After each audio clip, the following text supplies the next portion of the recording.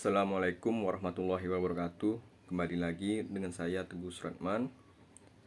Kali ini saya akan menjelaskan tentang pengetahuan dasar keselamatan konstruksi, yaitu modul 3. Kita langsung masuk ke dalam materi pokok. Definisi terkait keselamatan konstruksi. Nah, ini ada beberapa definisi keselamatan konstruksi. Yang pertama adalah keselamatan konstruksi adalah segala kegiatan keteknikan untuk mendukung pekerjaan konstruksi dalam mewujudkan pemenuhan standar keamanan, keselamatan, kesehatan, dan keberlanjutan yang menjamin keselamatan dan kesehatan tenaga kerja, keselamatan publik, harta benda, material, peralatan, konstruksi, dan lingkungan. Yang selanjutnya adalah sistem manajemen keselamatan konstruksi, yang selanjutnya disingkat SMKK, adalah bagian dari sistem manajemen pelaksanaan pekerjaan konstruksi dalam rangka menjamin terwujudnya keselamatan konstruksi. Yang ketiga itu keselamatan dan kesehatan kerja konstruksi, yang selanjutnya disebut K3. Konstruksi adalah segala kegiatan untuk menjamin dan melindungi keselamatan dan kesehatan tenaga kerja melalui upaya pencegahan kecelakaan dan penyakit akibat kerja pada pekerjaan konstruksi. Keempat, unit keselamatan konstruksi yang selanjutnya disingkat UKK adalah unit pada penyediaan jasa pekerjaan konstruksi yang bertanggung jawab terhadap pelaksanaan SMKK di proyek. Yang kelima, rancangan konseptual SMKK adalah dokumen telaahan tentang keselamatan konstruksi yang disusun oleh penyedia jasa konsultasi konstruksi, pengkajian atau perencanaan serta perancangan. Yang keenam, petugas keselamatan konstruksi adalah orang atau petugas K3 konstruksi di dalam organisasi penggunaan jasa ataupun penyediaan jasa yang telah terregistrasi mengikuti bimbingan teknis SMKK di bidang pekerjaan umum dan perumahan rakyat. Maksudnya di sini adalah petugas K3 tidak bisa ditunjuk dari kalangan manapun selain petugas K3 konstruksi itu sendiri, yaitu orang yang telah melakukan pendidikan, pelatihan, dan tersertifikasi oleh kementerian. Kemudian yang ketujuh, rencana keselamatan konstruksi yang selanjutnya disingkat RKK adalah dokumen lengkap rencana penerapan SMKK dan merupakan satu kesatuan dengan dokumen kontrak.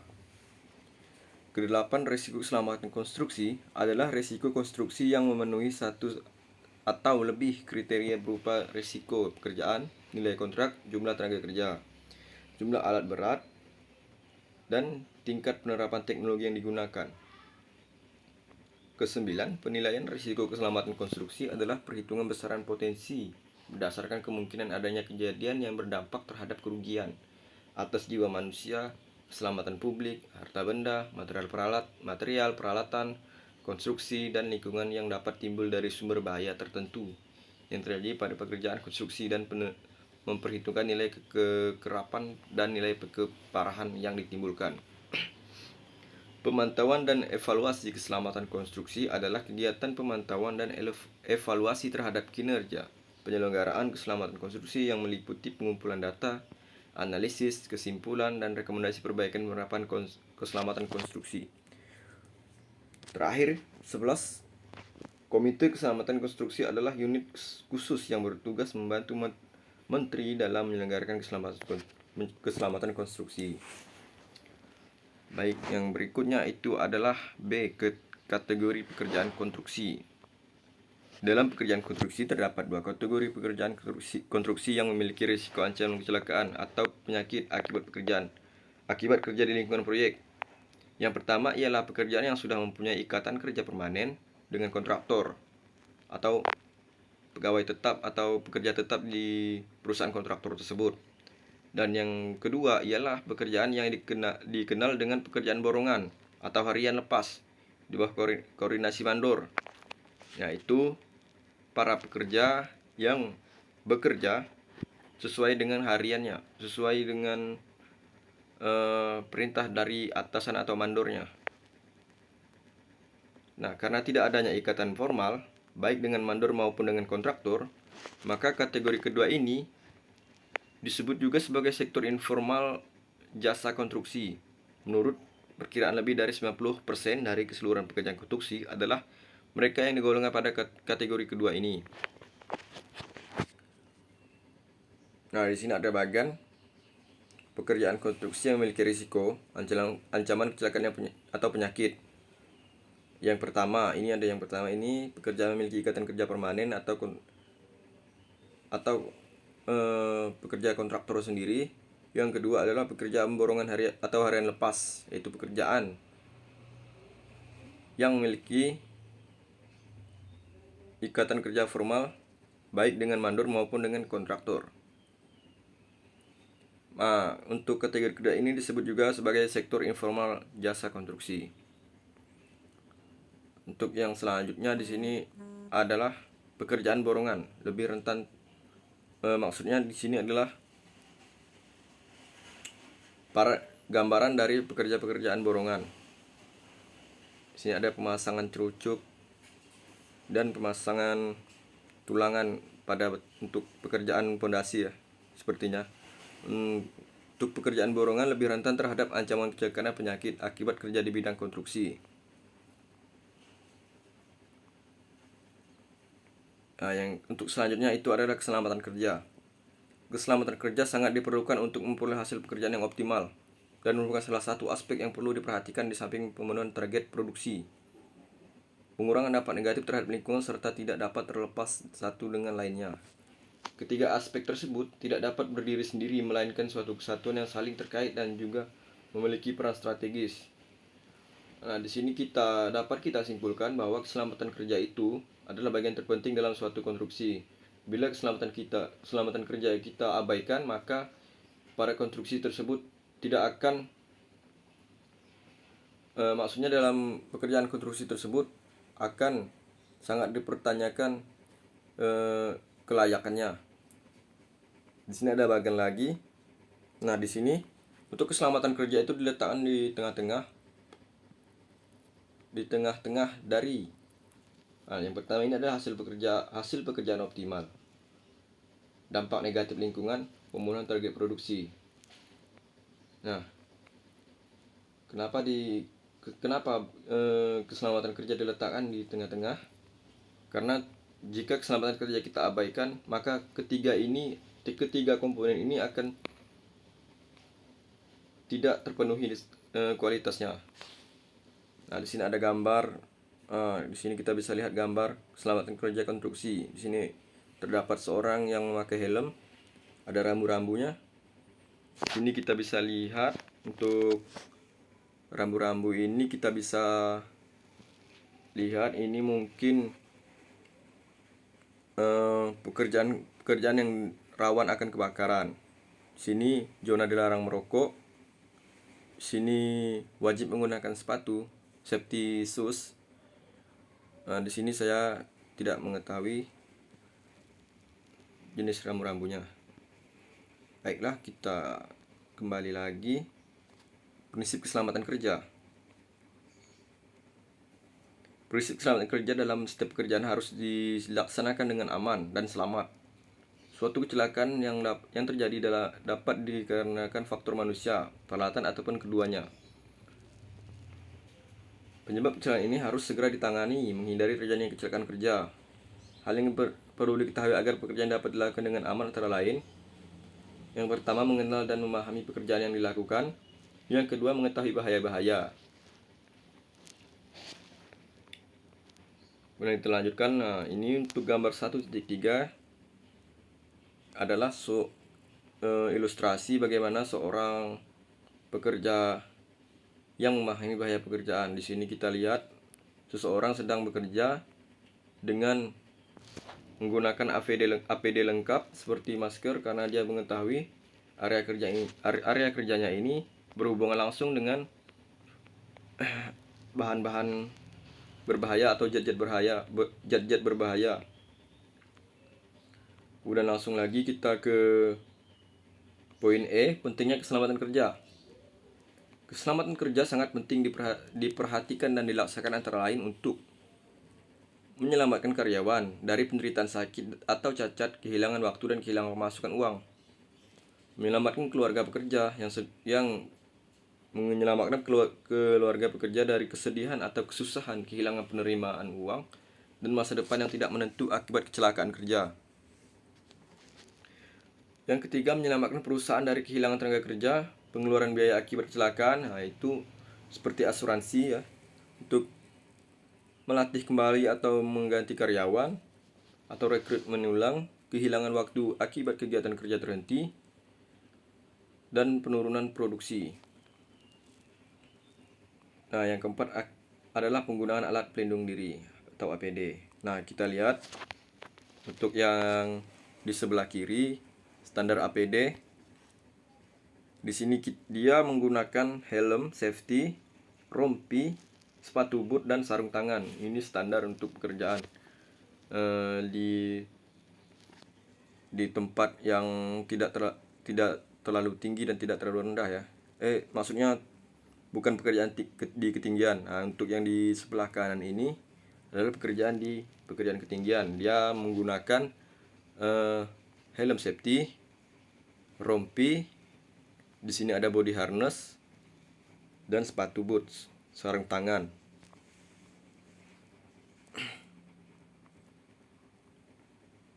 Untuk sekedar informasi, kemungkinan kalau di Indonesia standarnya dengan di luar negeri beda untuk penggunaan body harness.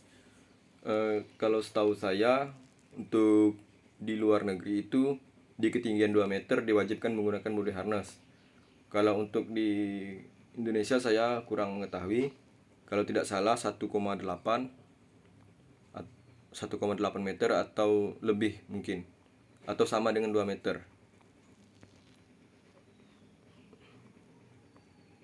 Nah, di sini alat pelindung dirinya. Nah, itu benar kan? Ada helm pengaman, earplug itu untuk pekerjaan mesin yang berisik kan. Di sini ada masker, ada pelindung mata, safety glasses kalau biasanya disebut. Ini ada pakaian seragam, sabuk pengaman atau safety belt atau full body harness, glove, sarung tangan, dan alat pelindung diri lainnya seperti safety shoes. Nah, di sini alat pelindung diri lain seperti kacamata las untuk pekerjaan pengelasan, celemek kulit atau biasa disebutnya apron kalau di pengelasan. Nah, ini ada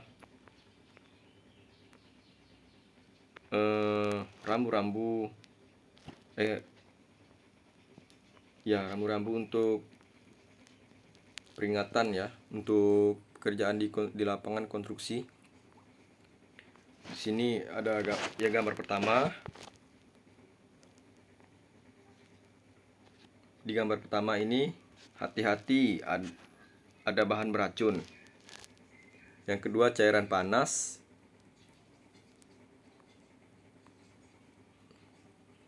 Yang ketiga, tidak terbaca ya. Nah, intinya semua rambu-rambu ini adalah peringatan dan yang harus kita hindari tempat yang terdapat peringatan rambu-rambu seperti ini. Patut diwaspadai. Nah, untuk poin E, pembinaan keselamatan kerja. Pencegah terjadinya kecelakaan kerja perlu dilakukan. Salah satunya dengan pembinaan keselamatan kerja terhadap karyawan agar dapat meminimalkan atau meniadakan keadaan berbahaya di tempat kerja. Usaha-usaha yang dapat dilakukan dalam rangka pembinaan keselamatan kerja antara lain penyuluhan singkat atau safety talk. Safety talk yang pertama adalah motivasi singkat tentang keselamatan kerja. Umumnya dilakukan setiap mulai kerja dan pada hari tertentu selama 10 menit sebelum kerja. Nah, ini mungkin yang dimaksud adalah pada saat sebelum memulai pekerjaan dilakukan briefing atau arahan dari atasannya seperti supervisor, mandor atau leadernya untuk menjaga keselamatan dan keamanan di lingkungan pekerjaan. Nah, yang kedua itu B, pemasangan poster keselamatan kerja. Pemutaran film atau slide tentang keselamatan kerja itu untuk menyadarkan pekerja akan bahaya-bahaya yang terjadi di lingkungan pekerjaannya. Di sini ada poin 2, safety committee, yang dibagi lagi sub poinnya lagi. A, mengusahakan terciptanya suatu kerja yang aman. Safety committee ya. Menanamkan rasa kesadaran atau disiplin yang sangat tinggi tentang pentingnya keselamatan kerja. Pemberian informasi tentang teknik-teknik keselamatan kerja serta peralatan keselamatan kerja. Sini ada rambu-rambu lagi, gambar alat dan rambu-rambu keselamatan. Nah, di sini ada beberapa rambu yang mungkin alat pelindung diri. Wajib menggunakan alat pelindung diri ataupun wajib melakukan hal-hal yang disarankan di rambu-rambu ini. Seperti yang gambar yang pertama, menyalakan klakson.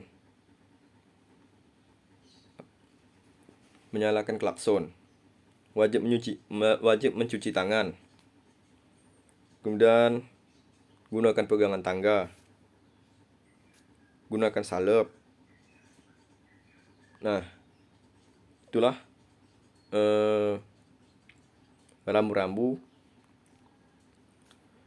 suatu sebelum kita memulai pekerjaan untuk melakukan hal tersebut. Yang ketiga itu pendidikan dan pelatihan. Melaksanakan kursus keselamatan kerja baik dengan cara mengirimkan karyawan ke tempat-tempat diklat keselamatan kerja atau mengundang para ahli keselamatan kerja atau K3 dari luar perusahaan untuk pelatihan di dalam perusahaan. Nah, ini sepengetahuan saya, kalau tidak salah biasanya di perusahaan-perusahaan pabrik atau industri lainnya biasanya bekerja sama dengan Kementerian Tenaga Kerja untuk melakukan pelatihan di bidang K3 ini.